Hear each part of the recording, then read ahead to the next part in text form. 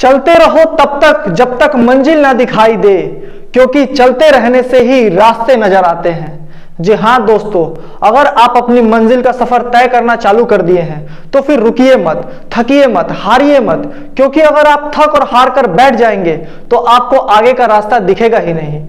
और अगर आप लगातार अपनी मंजिल की तरफ बढ़ते चलेंगे तो आपको सही रास्ता भी मिलेगा और आपकी मंजिल भी। नमस्कार दोस्तों, मेरा नाम है चंदन और स्वागत है आपका हमारे YouTube चैनल एडू नगरी में। दोस्तों, ये जो ग्रुप डी का हम लोग सेशन चला रहे हैं, यानी कि ग्रुप डी को लेकर जो क्रैश कोर्स चला रहे हैं, इसमें आज हम लोग पढ़ने वाले हैं सिंप्लीफिकेशन के बारे में। सिंप्लीफिकेशन यानी कि सरलीकरण।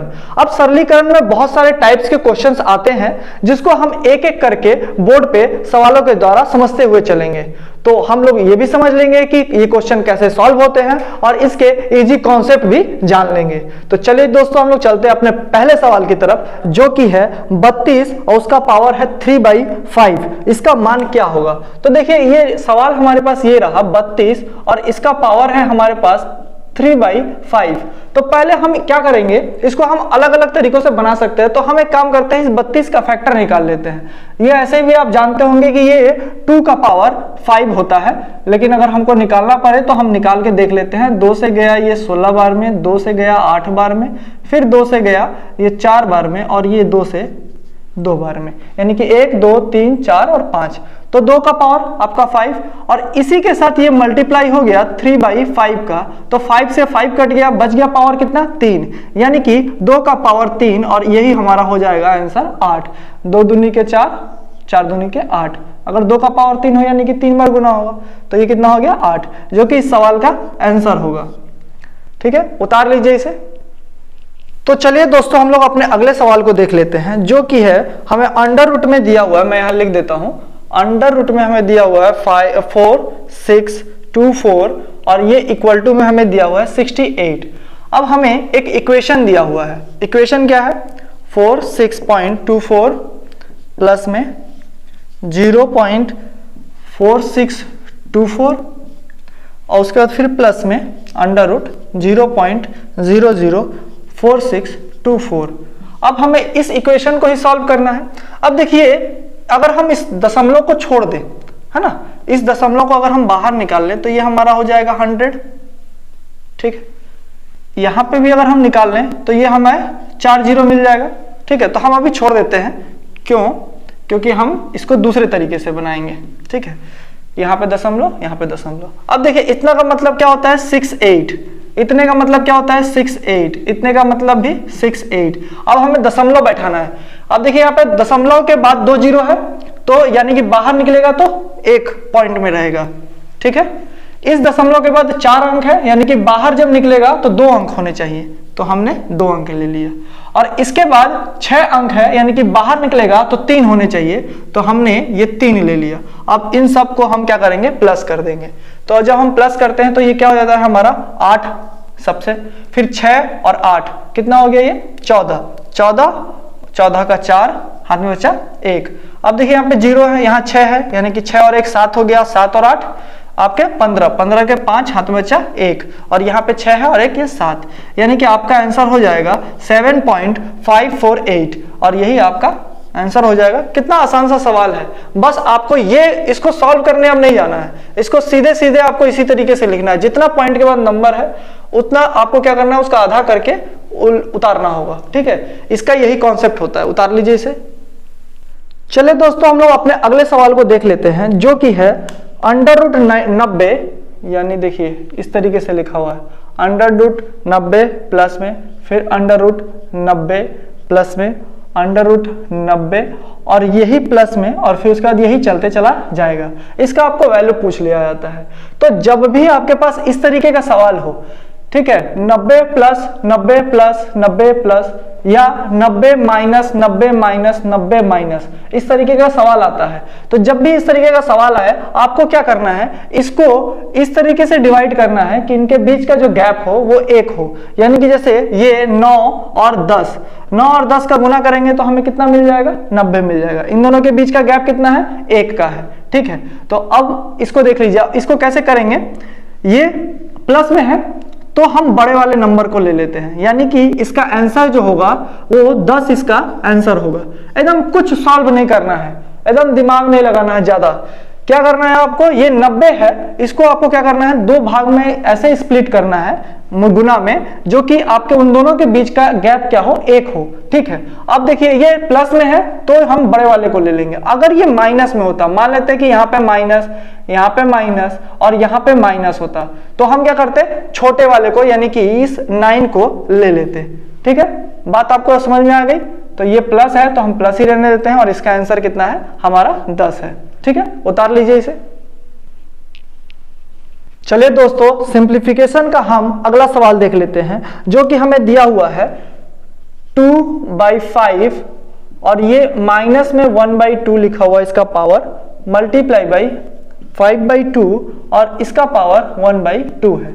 तो अब देखिए ये जो माइनस जब आपको दे दिया जाए ना, तो आप समझ जाइए कि हमको इक्वेशन को क्या करना है, पलट देना है। ठीक है, तो जैसे कि यहाँ पे लिखा हुआ -1/2, तो आपको लिख लेना है इसको 5/2, पलट गया, यहां से माइनस हट गया, यानी कि 1/2 और यहाँ पे मल्टीप्लाई बाई 5/2, इसको 1/2। अब देखिए ये भी वही है, ये भी वही है। तो जब भी ऐसा कंडीशन बने, जैसे कि मान लेते हैं कि m इसका पावर x है और इसका मल्टीप्लाई करना है हमें m और इसका पावर y है, तो जब भी ऐसा बने तो हम लिख सकते हैं mx प्लस में y। बात आ गई समझ में। और अगर जब भाग का होता है, यानी कि mx डिवाइडेड बाई my, तो इस कंडीशन में हम लोग क्या करते हैं, x माइनस में y करते हैं। ठीक है, यानी कि जब इसमें मल्टीप्लाई होगा तो हम पावर को जोड़ देंगे, और जब इन दोनों के बीच में भाग होगा तो हम पावर में से पावर को घटा देंगे। ठीक है, तो यहाँ पे क्या है, मल्टीप्लाई है, यानी कि पावर जुड़ जाएगा और ये आधा जुड़ के 1 बनाएगा, यानी कि 5/2 और इसका पावर कितना हो जाएगा 1। तो ये कितना आ जाएगा आंसर हमारा 5/2, यही हमारा आंसर हो जाएगा। उम्मीद है आपको समझ में आया होगा। ये फॉर्मूला है जिसको आप लोगों को पता होना चाहिए। ठीक है, उतार लीजिए इसे। चलिए दोस्तों, हम लोग अपना अगला सवाल देख लेते हैं। ये भी एक पॉइंट वाला सवाल है, यानी कि दशमलव पे सवाल है। अब देखिए सवाल क्या बोल रहा है, 0.088 और इसको डिवाइड आपको करना है 2.2 से। तो इस सवाल का देखिए आंसर अगर आप देखिएगा तो सब में 4444 लिखा हुआ है। बस आपको दशमलव पे ध्यान देना है कि उसमें कितने दशमलव लगेंगे। ठीक है, मतलब कितने दशमलव के बाद कितने नंबर होने चाहिए। तो देखिए यहाँ हम ये देख लेते हैं। अब इसमें हमको भाग करना है, यहाँ पे हमें 3 नंबर है दशमलव के बाद, यहाँ पे 1 है, तो जब भाग जाएगा तो इसमें से 1 नंबर हट जाएगा। यानी कि अगर आप ऐसे देख लें तो ये ऊपर 10 से गुना कर दिए तो ये हट गया, और अगर नीचे 1000 से गुना कर दिए तो ये हट गया। तो अब आपको क्या पता चला, इससे आप अगर भाग दीजिएगा तो 4 बार में गया, 1 0 से 1 0 कट गया, तो आपके पास कितना बचा 4/100, यानी कि आप लिख सकते हैं 0.04। ठीक है, ये तो आपने इसको सॉल्व करके बनाया। अगर आप इसको सॉल्व नहीं कीजिएगा, एकदम सीधे सीधे आपको सिर्फ क्वेश्चन देखते ही आपको आंसर मारना है, तो आप देख लीजिए भाग देना है आपको, जो दशमलव के बाद 3 डिजिट है और जिससे भाग देना है उसमें दशमलव के बाद 1 डिजिट है, तो आप ऊपर वाले में से 1 डिजिट को घटा दीजिए, यानी कि 2 डिजिट होने चाहिए दशमलव के बाद। जो आपका ऑप्शन में होगा 2 डिजिट के बाद, वही वाला आपका आंसर हो जाएगा। ठीक है, उतार लीजिए इसे भी। चलिए दोस्तों, हम लोग एक बोर्ड मास का सवाल देख लेते हैं कि इस बोर्ड मास के सवाल को कैसे हल किया जा सकता है। तो हमारा समीकरण जो लिखा हुआ है वो है 80 डिवाइडेड बाई 16/2 प्लस में स्मॉल ब्रैकेट। अब देखिए इसमें क्या है, क्वेश्चन में थोड़ा सा गलत दिया हुआ है। पहले क्या होना चाहिए था, बड़ा ब्रैकेट उसके अंदर स्मॉल ब्रैकेट होना चाहिए था, पर जैसे क्वेश्चन में दिया हुआ है हम वैसे ही इसको उतार देते हैं। ठीक है, इसको यहाँ उतार लेते हैं। क्या है हमारा, स्मॉल मझला ब्रैकेट और फिर बड़ा ब्रैकेट, यहाँ पे 6 इंटू में 5 माइनस 15 इंटू में 2 प्लस 4 बड़ा ब्रैकेट क्लोज माइनस 12 और मिडिल ब्रैकेट क्लोज। ठीक है, इस इक्वेशन को हमको क्या करना है, सॉल्व करना है। अब इस इक्वेशन को कैसे सॉल्व करेंगे, हमको क्या करना होता है, बोर्ड मास। हाँ, हम यहां लिख लेते हैं। ठीक है, BODMAS। मुझे उम्मीद है कि ये आपको पता होगा कि बोर्ड मास क्या होता है। ठीक है, अब देखिए ये बोर्ड मास जो है, इसमें बी का मतलब होता है ब्रैकेट, मैं लिखवा नहीं रहा हूं, मैं सिर्फ आपको बता देता हूं। बी का मतलब होता है ब्रैकेट, यानी कि देखिए ये ब्रैकेट है छोटा वाला, फिर ये एक बड़ा वाला ब्रैकेट है, ये एक मिडिल ब्रैकेट है, ठीक है। यानी कि पहले हमको ब्रैकेट सॉल्व करना है, ब्रैकेट के अंदर के, उसके बाद ऑफ, यानी कि जहां पे कहीं लिख दिया हो, जैसे कि 12 का 2/5, ठीक है, या का के जगह पे हमको ऑफ लिख दिया हो, ठीक है। तो इसको हम पहले सॉल्व करेंगे, ना कि हम यहाँ पे भाग देकर 3 जो भी लिखा हो, है ना, अगर 36 लिखा है तो मान लेते हैं पहले हमको भाग देकर सॉल्व नहीं करना, हमको पहले ये ऑफ सॉल्व करना है, ठीक है। ऑफ का मतलब क्या होता है, मल्टीप्लाई, लेकिन हम पहले इसे ही सॉल्व करेंगे, ठीक है। तो ये आपको समझ में आ गया होगा। अब हम क्या करते हैं यहाँ पे, ठीक है, हाँ इसको मिटा लेता हूं मैं, ठीक है। अब देखिए इसमें हमको क्या करना होगा, 80 डिवाइडेड बाई 16 को भाग देंगे 2 से, तो कितना आ जाएगा हमारा 8, प्लस में मंझला ब्रैकेट बड़ा ब्रैकेट, ये हो जाएगा 6×5 = 30, यानी कि ये 30 बाहर निकल गया माइनस में, और ये देखिए 15 दूनी के 30, यानी कि ये भी -30 प्लस में 4, और ये बड़ा ब्रैकेट क्लोज, और यहाँ पे -12 और मिडिल ब्रैकेट क्लोज, ठीक है। इसको भाग दिए तो 10 आया, प्लस में ये हमारा 30 कट गया, ये प्लस में है माइनस में कट गया, बच गया 4 माइनस में 12, इस ब्रैकेट का कोई काम ही नहीं रहा।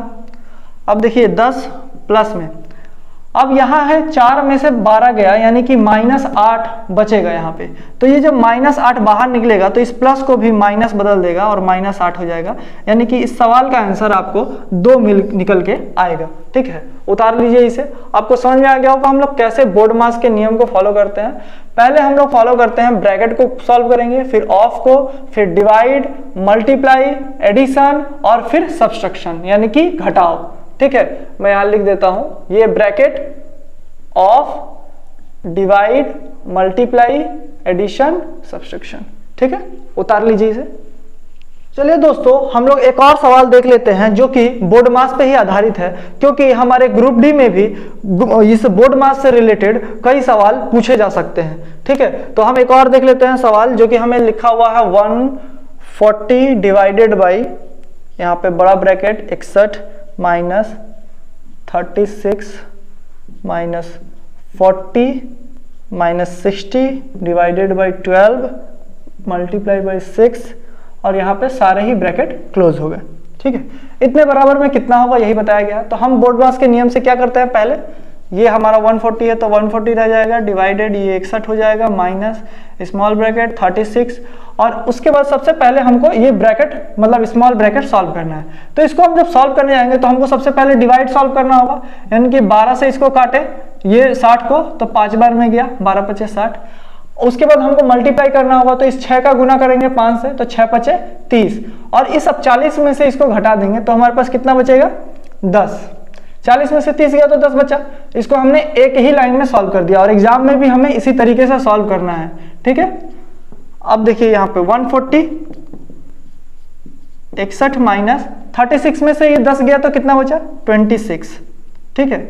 और यहाँ पे फिर एक खत्म हो गया, ये 140 डिवाइडेड बाई, अब 61 में से 26 जाएगा तो कितना बचेगा 35। 35 से जब हम इसको भाग देंगे तो ये हमें कितना निकल के आ जाएगा 4 बार में चला जाएगा, जो कि इस सवाल का आंसर हो जाएगा। उम्मीद है आपको समझ में आया होगा। हम इसे जितना प्रैक्टिस करेंगे उतनी जल्दी ही ये सवाल बनते हैं हमारे। ये हमें लंबे लंबे इक्वेशन दिए गए होंगे, लेकिन हम इसको बहुत आसानी तरीके से और जल्दी जल्दी सॉल्व कर पाएंगे, ठीक है, जब हमें बोर्ड मास का नियम सही से पता होगा। तो उतार लीजिए इसे। चलिए दोस्तों हम लोग एक और सवाल देख लेते हैं जो कि बोर्ड मास पे ही आधारित है। यहाँ पे हमारा इक्वेशन जो लिखा हुआ है हम पहले लिख लेते हैं, 129 divided by 46 minus 93 divided by bracket में 35 minus 132 divided by 11 multiply by 3, और यहाँ पे सारे ही ब्रैकेट क्लोज हो गए। लेकिन इसके ऊपर ये एक डंडा खींचा हुआ है, यानी कि बार। ये क्या है हमारा बार। अब देखिए इस बार वाले सवाल को हम जब सॉल्व करते हैं तो हमें अब क्या हो जाता है, हमारा ये बोर्ड मास, ठीक है, V बोर्ड मास, ठीक है। अब इसमें हम लोग क्या करते हैं, इस v का मतलब होता है कि जहां पे हमें बार दिया हुआ है हमें पहले उसे सॉल्व करना है, ठीक है। तो हम क्या करेंगे, इस इक्वेशन में सबसे पहले हम बार वाले इक्वेशन को सॉल्व करेंगे, भले वो प्लस है, माइनस है, गुना है, भाग है, हमें इससे कोई मतलब नहीं रहता, हमें पहले उसी को सॉल्व करना पड़ेगा, ठीक है। हम अभी इसको लिखते हैं यहाँ पे 35 माइनस 132 और डिवाइडेड बाई ये कितना हो जाएगा 33, ठीक है। तो हमने पहले इसको सॉल्व किया 33, अब हम डिवाइड सॉल्व करेंगे। ये नहीं कि पहले हमने डिवाइड कर दिया बाद में इसको किया, बार देने का मतलब है कि पहले हमें उसे ही करना होगा। अब ये हम 33 से इसको जब डिवाइड करेंगे तो ये 4 बार में चला गया, ठीक है। ये 129 divided by 46 minus 93 divided by, अब देखिए 4 से चला गया, अब इसमें से 4 घटा देंगे तो कितना बचेगा 31, ठीक है। ये 129 डिवाइडेड बाई 46 माइनस, अब ये गया कितने बार में 3 बार में, और 3 को जब हम इसमें से घटा देंगे तो बाहर निकल जाएगा ना, 3 हो जाएगा। चलिए 129 डिवाइडेड बाई, अब इसमें से 3 गया यानी कि ये 43 बच गया, और 43 से जब इसको डिवाइड देंगे तो ये 3 बार में हमारा चला जाएगा और इस सवाल का आंसर 3 हो जाएगा। उम्मीद है आपको समझ में आ गया होगा, उतार लीजिए इसे भी। तो चलिए दोस्तों अपने अगले सवाल को देख लेते हैं, जो कि है एक न्यूनतम धनात्मक पूर्णांक के साथ 4050 को गुना करने पर प्राप्त होने वाला पूर्ण वर्ग का वर्गमूल ज्ञात कीजिए, ठीक है। तो देखिए अब हमें पता करना है कि 4050 में कितने से गुना किया जाए कि ये एक पूर्ण वर्ग बन जाए, ठीक है। और हमें उस वर्ग का क्या निकालना है, वर्गमूल निकालना है। तो जब हम इसको करेंगे तो हम पहले क्या कर लेते हैं, जब हमें देखिए गुना करने के लिए जब भी बोलेगा हमको फैक्टर निकाल देना है, गुना करने के लिए जब भी बोलेगा हमें फैक्टर निकाल देना है। मैंने 2 बार रिपीट किया, याद रखिएगा, ठीक है। अब क्या है, ये 2 से हमने किया तो ये हमारा 2 0 और ये हमारा 25 हो जाएगा। फिर हम अगर इससे 5 से निकाल देते हैं तो ये हो जाएगा 5 चौके 20 और 0 50 25। फिर 5 से निकाल देते हैं तो 5 चौथे 40 और 5 एकम 5। फिर हम अगर इसको निकालते हैं 3 से तो ये हमारा 27 हो जाएगा, फिर 3 से 9 हो जाएगा, फिर 3 से 3, यानी कि अगर आप देखिएगा इस 3 को हम एक बार और लिख लेते हैं, ये 1 हो गया, ये 1 बन गया, ये 1 बन गया, ये 1 जोड़ा बन गया, लेकिन 2 बच गया हमारा, यानी कि हमें 2 से गुना करने पर ये परफेक्ट स्क्वायर बन जाएगा, ठीक है। तो हम क्या कहेंगे, इसको 2 से गुना करने पर, ठीक है। अब अगर हम 2 से गुना कर देते हैं तो अब ये कितना का बन जाएगा, हमें बताना है कि उस एक न्यूनतम धनात्मक पूर्णांक के साथ गुना करने पर पूर्ण वर्ग का वर्गमूल ज्ञात कीजिए। इसका हमको वर्गमूल ज्ञात करना है। तो देखिए क्या क्या हो जाएगा, 2 से गुना करेंगे, एक हमने अपने से ले लिया तो ये 1 बन गया, तो अब क्या हो जाएगा 2 × 5 × 3 × 3, यानी कि 5 तिहाई 15 और 15 दूनी 30 और 30 तिहाई 90, यानी कि ये 90 का वर्ग बन जाएगा। अगर हम 2 से गुना कर देते हैं तो ये 90 का वर्ग बन जाएगा। तो हमें वर्गमूल बताना है ना, तो 90 हो जाएगा इसका आंसर, ठीक है। अगर हम इसको गुना कर देते तो ये कितना हो जाता है, देखिए 4050 इंटू में 2, इसको करते तो ये हमारा हो जाता 8100। अब हमें इसका वर्गमूल बताना है, यानी कि अंडर रूट, और ये हमारा आ जाएगा 90, यही आंसर हो जाएगा जो हमने इस तरीके से भी निकाल दिया है, ठीक है। तो उम्मीद है आपको समझ में आ गया होगा, उतार लीजिए इसे। अब चलिए दोस्तों एक अगला सवाल देख लेते हैं। इसमें क्या है कि इसमें 4042 में कौन सी न्यूनतम संख्या जोड़ी जाए। इससे पहले वाले सवाल में हमने गुना किया था, इस वाले सवाल में हमको जोड़ने के लिए बोल रहा है कि ये पूर्ण वर्ग बन जाए। तो इस तरीके के सवालों को हम लोग क्या करते हैं, इसका हम वर्ग निकालने वाले यानी कि वर्गमूल निकालने वाले फॉर्मूला पे भाग विधि से इसको सॉल्व करते हैं। तो देखिए कितना लिखा हुआ है हमारा 40 और उसके बाद 42, ये 4042 लिखा हुआ है। हम जब वर्गमूल निकालते हैं तो क्या करते हैं, 2-2 जोड़ा में निकाल लेते हैं, ठीक है। वर्गमूल निकालते समय क्या करेंगे, इसको 2-2 जोड़ा पीछे से 2-2 जोड़ा बनाते हुए चलेंगे, ठीक है। अब हमें किसी भी चीज का टेबल जो भी हो, कोई भी नंबर हो, जैसे 4 का टेबल पढ़ना है तो 4 बार, यानी कि 4 चौके 16, 50 25, 6 छके 36 और 7 सत्ते 49। लेकिन हमने देखा कि क्या ये 6 का पहाड़ अगर हम 6 बार पढ़ रहे हैं तो हमें 36 मिल रहा है, और 7 का पढ़ेंगे तो ये कितना हो जाएगा 7 सत्ते 49, इससे ज्यादा हो जाएगा। तो हमें इससे कम ही रखना है। अब कितना हो जाएगा, ये 4 यहाँ पे शेष बचेगा, और जब इसको उतारेंगे तो दोनों ही उतार देंगे, यानी कि 4 2। अब देखिए इसको क्या करते हैं हम लोग, आखिरी डिजिट, इसके आगे कोई डिजिट है नहीं है ना, आखिरी डिजिट तो यही है, तो इस आखिरी डिजिट को हम डबल कर देंगे, यानी कि यहाँ पे हो जाएगा हमारा 12। अब हम इसको कितने से मल्टीप्लाई करें, यहाँ पे जितना भी लिखेंगे हम, ठीक है, मान लेते हैं कि हम यहाँ पे 2 लिखते हैं तो हमें 2 से ही मल्टीप्लाई करना होगा। अगर हम यहाँ पे 3 लिखते हैं तो 3 से ही मल्टीप्लाई करना होगा। अगर हम 4 लिखते हैं तो 4 से ही मल्टीप्लाई करना होगा। तो हम क्या लिख लेते हैं यहाँ पे 4। अब देखिए क्या हो जाएगा, 4 चौके 16 का 6, हाथ में बचा 1, और यहाँ पे 12 चौके 48, 48 और 1 49। अगर हम इसको घटाएंगे तो देखिए यहाँ पे 4 और ये 5, लेकिन ये माइनस में आएगा, माइनस में आएगा ना, ऊपर वाला छोटा है नीचे वाला बड़ा है, यानी कि हमें कितना 54 जोड़ना होगा, तब जाके ये पूरा जो संख्या है क्या हो जाएगा, एक पूर्ण वर्ग बन जाएगा। 54 इसमें कम पड़ रहा है, इतना इसमें जोड़ना पड़ेगा, यानी कि हमारा आंसर कितना हो जाएगा 54, यही आंसर हो जाएगा। अगर इतना जोड़ेंगे तो हमें ये पूरा पूर्ण वर्ग मिल जाएगा, ठीक है, किसका मिल जाएगा, 64 का पूर्ण वर्ग मिल जाएगा। ये हमारा वर्गमूल निकल के आता है, ठीक है। तो इसको अगर देखिए सवाल समझ जाइए, गुना करने के लिए अगर बोलेगा तो हम फैक्टर निकालेंगे, और जब जोड़ने या घटाने के लिए बोलेगा तो हम क्या करेंगे, ये भाग विधि से इसका वर्गमूल निकालने वाले सवाल को बनाएंगे, ठीक है। अगर गुना और भाग के लिए बोलेगा तो हम लोग फैक्टर निकालेंगे। उतार लीजिए इसे। चलिए दोस्तों अपने अगले सवाल को देख लेते हैं। लिखा हुआ है, 1 को छोड़कर किसी प्राकृतिक संख्या का वर्ग या तो 3 का गुणज होता है या 3 के गुणज से अधिक होता है, कितना अधिक होता है, ठीक है। अब देखिए अगर हम 1 को छोड़ दें तो हमने ले लिया 2 का स्क्वायर 4, 3 का स्क्वायर 9, 4 का स्क्वायर 16 और 5 का स्क्वायर 25, ठीक है।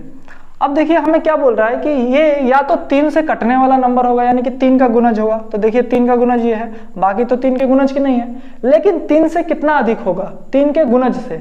तो देखिए अगर 3 का पहाड़ा पढ़ेंगे तो 3 एकम 3, इसमें से घटाए तो 1 बचा, 3 पचे 15, 15 घटाए तो 1 बचा, 3 पचे 15, 3 18, 3 7 21, 3 8 24, यानी कि 24 घटाए तो 1 बचा, यानी कि कितना बचेगा शेष, 1 एक्स्ट्रा होता है, वही इस सवाल का आंसर होगा। इसे आप मन में भी कर सकते थे, लेकिन मैंने यहाँ पे उतार के आपको बता दिया ताकि आपको डिटेल्स में समझ में आ जाए। तो इसका आंसर क्या हो जाएगा, 1। चलिए दोस्तों अपने अगले सवाल को देख लेते हैं। लिखा हुआ है कि एक ईंट के भार का 7/16 भाग 21/8 किलोग्राम है, तो ईंट के 5/12 भाग क्या होगा। अब देखिए सवाल कितना आसान है, 7/16 का बोल दिया है कि इतने जो भाग है, इतना भाग कितने के बराबर है, ये है हमारा 21/8 किलोग्राम के। तो हमसे पूछा क्या है कि 5/12 भाग कितने के बराबर होगा। तो हम क्या करते हैं, जब भी इस तरीके का सवाल आता है तो इसका मल्टीप्लाई करते हैं और इसको भाग में डालते हैं, यानी कि 21/8 इंटू में 5/12, और जब ये भाग में जाएगा यानी कि भाग 7/16 होगा तो हमको इसको मल्टीप्लाई में बदलना ही होगा। तो हम अभी बदल लेते हैं, इतने तो हम बुद्धू नहीं है, ठीक है। तो हम लोग क्या कर लेंगे, इसको पहले ही गुना में बदल लेंगे, ठीक है। अब हमने बदल लिया, अब इसको काट देते हैं, ठीक है। ये 7 से गया 3 बार में, 3 से गया 3 चौके 12, 2 से गया 2 बार में, तो हमें बच के कितना आया 5/2, जो कि इस सवाल का आंसर हो जाएगा। उम्मीद है आपको समझ में आ गया होगा। उतार लीजिए इसे। चलिए दोस्तों हम लोग अपने अगले सवाल को देख लेते हैं। हमारे अगले सवाल में दिया हुआ है कि क्वेश्चन मार्क की जगह पे क्या आएगा जो कि इस पूरे ही क्वेश्चन को सेटिस्फाइड करेगा। तो देखिए हम लोग लिख लेते हैं, पहले हमने क्वेश्चन मार्क की जगह पे x लिख लिया और पावर हमारा 4/5, ठीक है, और ये डिवाइडेड बाई 54, ठीक है, इक्वल टू 24, और ये डिवाइडेड बाई हो जाएगा हमारा x, और इसका पावर कितना है 6/5, ठीक है। तो इस तरीके का हम इक्वेशन में क्या करेंगे, क्रॉस मल्टीप्लिकेशन कर देंगे। अगर हम करेंगे तो x 4/5 और into x 6/5 equal to 24 into में 54, ठीक है, ये हो जाएगा हमारा। अब हम जानते हैं कि क्या बताया गया था, जब गुना करना होता है तो इसके पावर क्या हो जाते हैं, प्लस हो जाते हैं। तो अगर हम पावर प्लस करेंगे तो हमें ऐसे ही दिख रहा है, ये x का पावर 10/5 हो जाएगा, इक्वल टू ये हमें 24, हम वैसे ही रहने देते हैं इसको 54, ये हमें x का पावर 2 मिल गया, इक्वल टू 24 इंटू में 54। जब हम इसका स्क्वायर हटाएंगे तो इधर हमें रूट चढ़ाना पड़ेगा, हमने रूट चढ़ा दिया और रूट चढ़ाते ही हम इसको क्या करते हैं, स्प्लिट कर देते हैं। देखिए 6 4 9 और 6, ठीक है। तो हमने क्या किया, 6 चौक 24 और 9 छके 54, ठीक है। अब इसमें देखिए जो जो स्क्वायर, ये 2 का है, ये 3 निकलेगा यहाँ से और ये 6 6 मिलके 6 निकलेगा, ठीक है। तो हम क्या निकाल सकते हैं यहाँ पे बाहर, 6 2 और 3। उम्मीद है आपको यहाँ पे समझ में आया होगा। अब इसका क्या हो जाएगा, 6 का 6 6 दूनी 12 और 12 3 36 और इस सवाल का आंसर यही हो जाएगा। उम्मीद है आपको पूरा इक्वेशन समझ में आया होगा। उतार लीजिए और इसको हम लोग बहुत जल्दी कर सकते हैं, हमें अगर प्रैक्टिस करते रहना चाहिए। चलिए दोस्तों हम लोग अपने अगले सवाल को देख लेते हैं। हमारा अगला सवाल है कि 3/15, 5/20, 6/64 और 25/1000, इसमें से ये जो आपको दिए हुए हैं फ्रैक्शन, इसमें आपको बताना है कि छोटा, सबसे छोटा फ्रैक्शन यानी कि छोटा भिन्न कौन सा है। तो चलिए दोस्तों पहले हम इसको इजी वाले तरीके से कर लेते हैं। ये हमारा 3/15 है, फिर 5/20 है, 8/64 है और 25/1000 है। तो इसको सॉल्व करने के बहुत सारे तरीके हैं। हम पहले इसको क्या करते हैं, एक सिंपल वे में इसको छोटा बना लेते हैं। देखिए 3 से जाएगा 5 बार में, यानी कि इसको हम 1/5 लिख सकते हैं, इसको हम 1/4 लिख सकते हैं, इसको हम 1/8 लिख सकते हैं और इसको हम 1/40 लिख सकते हैं, ठीक है। इस तरीके से हमने सिंपल में बदल लिया। अब हम इसका क्या करेंगे, नीचे वाले का एलसीएम ले लेंगे। अगर हम नीचे वाले का एलसीएम लेंगे तो हमें 40 मिलेगा और एलसीएम लेने का सबसे आसान तरीका है, सबसे बड़ा वाला जो नंबर है यानी कि 40, इससे देख लीजिए कि ये सब उसको काट पाते हैं कि नहीं। नहीं काट पाते हैं तो इसको मल्टीप्लाई करते जाइए और देखिए कि ये सब काट पाते हैं कि नहीं, तो एलसीएम आपका ऐसे ही निकल जाएगा। तो ऐसे पता चल रहा है आपको 40 है एलसीएम। तो आपको क्या करना है, सब में 40 से गुना कर देना। अगर हम इसमें 40 से गुना करेंगे तो ये कितना जाएगा, 5 40। ये अगर 40 से करेंगे तो ये हमारा 10 आएगा, इसको करेंगे तो 8 5 40 और इससे करेंगे तो 1 आएगा। यानी कि हमको इससे क्या पता चला, कौन सा छोटा है, ये वाला, यानी कि ये जो है हमारा सबसे छोटा है, ठीक है, छोटा भिन्न, छोटा भिन्न, ठीक है। इसको और आसान तरीके से कैसे कर सकते हैं, आपको कुछ नहीं करना है, आपको इन दोनों के बीच का अंतर देखना है। कितना अंतर है इसका, 4, इसका अंतर 3, इसका अंतर 7 और इसका अंतर 39।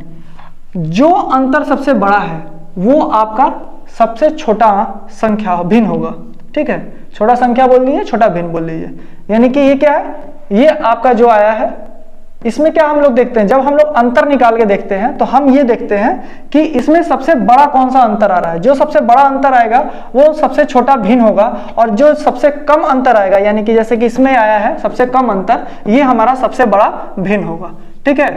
ये सबसे बड़ा, ठीक है। उम्मीद है आपको समझ में आया होगा। उतार लीजिए इसे भी। चलिए दोस्तों हम लोग अपने अगले सवाल को देख लेते हैं, जो कि लिखा हुआ है कि प्रश्न चिन्ह के स्थान पर कौन सा अनुमानित मान आएगा। अब देखिए यहाँ पे पहले ही बोल दिया है कि अनुमानित होगा, यानी कि आपका आंसर जो होगा वो एग्जैक्ट नहीं निकलने वाला बल्कि अनुमानित निकलने वाला है।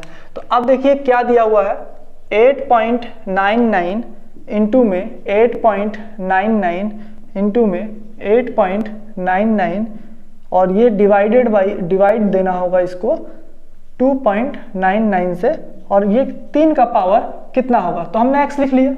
तो अब देखिए ये 8.99 को हम 9 लिख सकते हैं, ठीक है, इसको हम 9 लिख सकते हैं, इसको हम 9 लिख सकते हैं और ये डिवाइडेड बाय कितना हो जाएगा, 3, ठीक है। अनुमानित मान बोल दिया है, इसीलिए हम क्या कर रहे हैं, इसको राउंड फिगर में बदल दे रहे हैं, ठीक है। और ये बराबर में हमारा 3 का पावर x।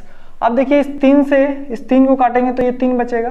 अब देखिए यहाँ पे क्या हो गया, 3 इंटू 3 इसका और यहाँ पे एक 3 बचा और ये 3 का पावर x कितने हैं, 1 2 3 4 5, यानी कि x की जगह पे 5 होगा। हम ऐसे भी लिख सकते हैं, तो x बराबर में हमारा 5 आ गया, जो कि इस सवाल का आंसर है। उम्मीद है आपको समझ में आया होगा। हमसे सवाल इस तरीके का भी पूछ सकता है, अनुमानित मान जहां पे बोल दिया जाएगा समझ जाइएगा कि इसका आंसर एग्जैक्ट तो नहीं निकलने वाला, आपको क्या करना होगा, उसके लगभग में आंसर ढूंढना होगा। तो उतार लीजिए इसे। चलिए दोस्तों, हम लोग अपना अगला सवाल देख लेते हैं। हमारा अगला सवाल जो इक्वेशन दिया हुआ है, मैं इक्वेशन को ही लिख देता हूं।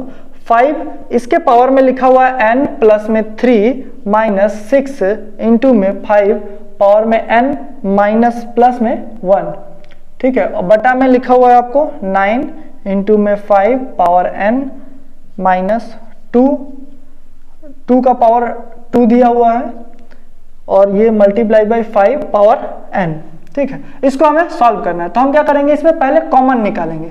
अब देखिए इसमें पावर क्या है, n प्लस में 3 है और यहाँ पे n प्लस में 1 है।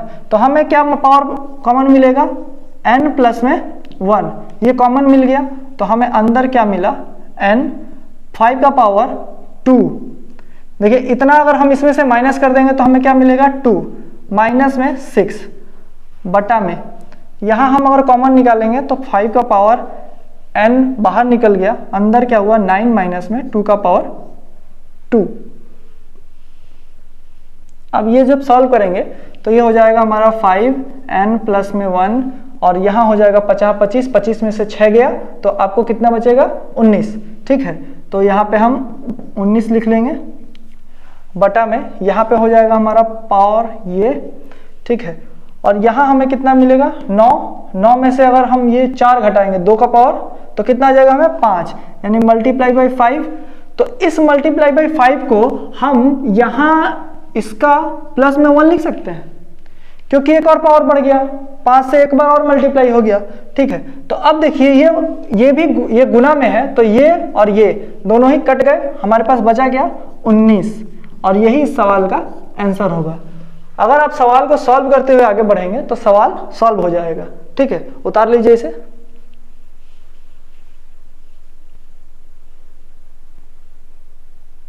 चलिए दोस्तों, हम लोग अपने अगले सवाल को देख लेते हैं। हमें सवाल जो दिया हुआ है कि √2 माइनस 1 और फिर बटा में √2 plus 1 equal to a minus b और √2 दिया हुआ है। तो a square plus b square का आपको उसका मान पूछ रहा है। तो देखिए जब भी इस तरीके का सवाल आए ना तो आप समझ जाइएगा कि इसके क्वेश्चन में ही आंसर छुपा हुआ है। अब इसको क्या कर लीजिए, इसको आप रेशनलाइज कर लीजिए, यानी कि प्रमेयीकरण। अब इसको जब कीजिएगा तो 2 माइनस में 1 और यहाँ हो जाएगा 2 प्लस में 1। जब इसको हम क्या करते हैं, इसके हम विपरीत वाले को लेके चलते हैं, यानी कि मल्टीप्लाई हम किससे करेंगे, √2 माइनस 1 से, ठीक है। ऊपर भी हम करेंगे √2 माइनस 1 से, बराबर में a माइनस b √2, ठीक है। इसको हम जब सॉल्व करेंगे तो ये क्या हो जाएगा, √2 2, और यहाँ पे फिर माइनस √2, यहाँ से करेंगे तो फिर माइनस √2, मतलब -1 का माइनस √2 से किए तो हमारे माइनस √2 पता चला, और ये -1 से -1 का करेंगे तो +1 आएगा, ठीक है। और ये a plus b, a minus b, तो a square minus b square, यानी कि √2 का स्क्वायर माइनस 1 का स्क्वायर। तो इसको जब हम सॉल्व करेंगे तो हमें क्या मिलेगा, ये देखिए ये 2 हो जाएगा, 2 में से 1 गया 1, यानी कि नीचे कितना बचा, 1 बचा, और यहाँ क्या बचेगा, 2 और 1 3 माइनस 2√2 और नीचे बटा में 1, तो 1 लिखने की कोई जरूरत नहीं है। इतने बराबर में हमको क्या पता है, a माइनस b √2, तो a माइनस b √2। अब देखिए सिमिलर हो गया है, 3 माइनस 2√2 a माइनस b √2, ठीक है। यानी कि a का मान आपका क्या निकल गया, 3, और b का मान आपको क्या निकल गया, ये 2, ठीक है। तो अब आप क्या कर सकते हैं, a square minus b square लिखना है ना, तो a square plus b square है, तो हम क्या कर सकते हैं, a की जगह पे हम लिख सकते हैं 3 का स्क्वायर प्लस में 2 का स्क्वायर। तो 3 का स्क्वायर कितना होता है, 3 के 9, और ये 4, 9 4 13, जो कि इस सवाल का आंसर होगा, ठीक है। उम्मीद है आपको समझ में आ गया होगा ये कैसे बना है, ठीक है। इसको उतार लीजिए आप लोग अपने अपने कॉपी में। चलिए दोस्तों, हम लोग अपने अगले सवाल को देख लेते हैं, जो कि लिखा हुआ है कि भिन्न के अंश और हर का अनुपात 7:5 है। यदि अंश में 2 जोड़ा जाए और हर से 2 घटा लिया जाए तो अनुपात हमें 3:1 प्राप्त होता है। तो अंश और हर के इसका जो भिन्नों के जो अंश और हर हैं इनका योग क्या होगा। ठीक है, तो हम पहले मान लेते हैं ये 7x है और ये 5x है। इसमें अगर हम 2 जोड़ते हैं, इसमें 2 घटाते हैं तो हमें क्या मिलेगा, 3/1 मिल रहा है। ठीक है, हम इसी इक्वेशन को सॉल्व कर लेंगे तो ये कितना हो जाएगा, 7x प्लस में 2 और ये इधर मल्टीप्लाई होगा तो 15x माइनस में 6। ठीक है, अब ये 7x इधर चला जाएगा और ये इधर चला आएगा तो ये कितना हो जाएगा, हमें मिलेगा 8x। 7x इसमें से माइनस होगा तो 8x और ये इधर चला गया यानी कि 8 हो गया तो ये 8 हो जाएगा। x का वैल्यू कितना निकल गया हमारा, 1। यानी कि जो हमारा इक्वेशन था यानी कि 7x और बटा में कितना था, 5x। x के जगह पे तो 1 लिखेंगे यानी कि 1 से मल्टीप्लाई करेंगे तो इतना ही हो जाएगा। यानी कि हमें क्या पता चला कि जो हमारा इक्वेशन है, जो हमारा भिन्न है वो हमें 7/5 ही दिया हुआ है। अब इसका योग कितना होगा, 7 5 12, जो कि इस सवाल का आंसर होगा। उम्मीद है आपको समझ में आ गया होगा कैसे बना है ये। उतार लीजिए इसे।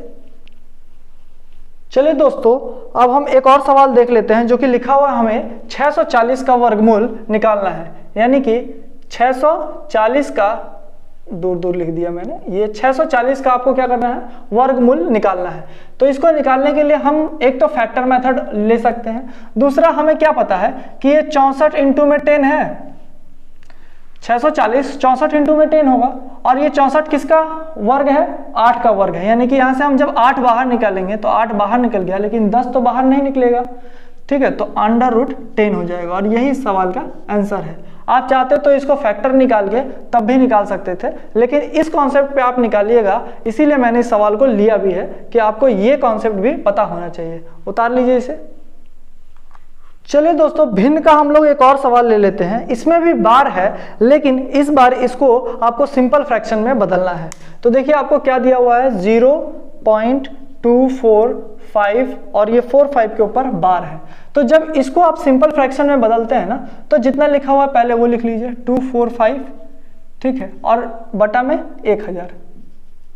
ठीक है, इतना तो आपको मालूम था, कर लेना है। इसके बाद अब क्या करना होता है, देखिए जितने पे बार है उसको छोड़कर जितने नंबर सामने है उसको माइनस कर लेना होगा। तो माइनस आगे कितना है, 0 और 2 है, तो यानी कि 2 माइनस होगा। आगे 0 लगा के कोई फायदा नहीं है, तो ये 2 माइनस होगा। और इसमें अब नीचे वाले में क्या करते हैं, जो हमें 1000 वाला में दिया हुआ है, इसमें हम क्या करते हैं कि इसमें देखिए 1000 है ना, इसमें भी हम यहाँ से हटा लेंगे।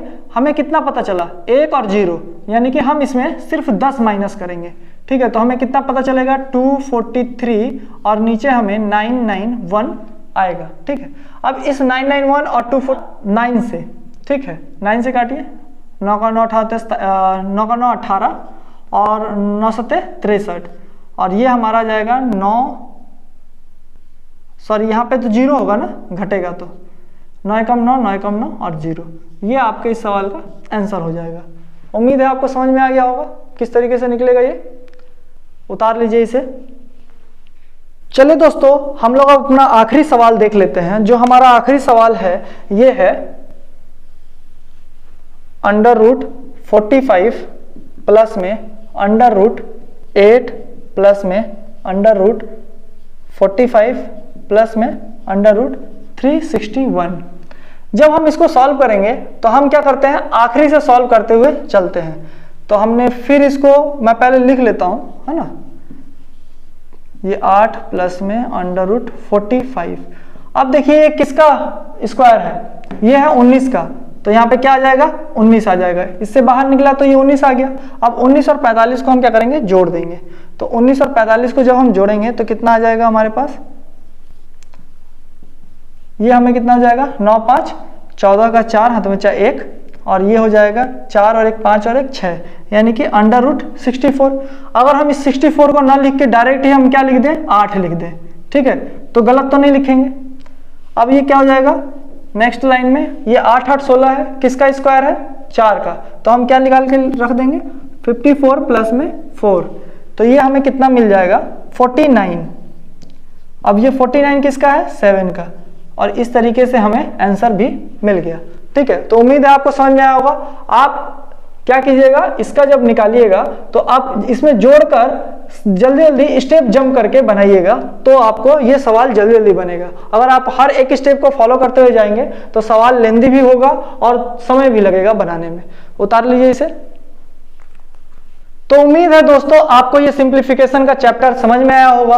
अगर ये आपको वीडियो अच्छा लगा है तो प्लीज इस चैनल को सब्सक्राइब कर लीजिए, इस वीडियो को लाइक कीजिए, इसमें कमेंट कीजिए और इसे शेयर कीजिए ताकि ये ज्यादा से ज्यादा लोगों तक पहुंच सके।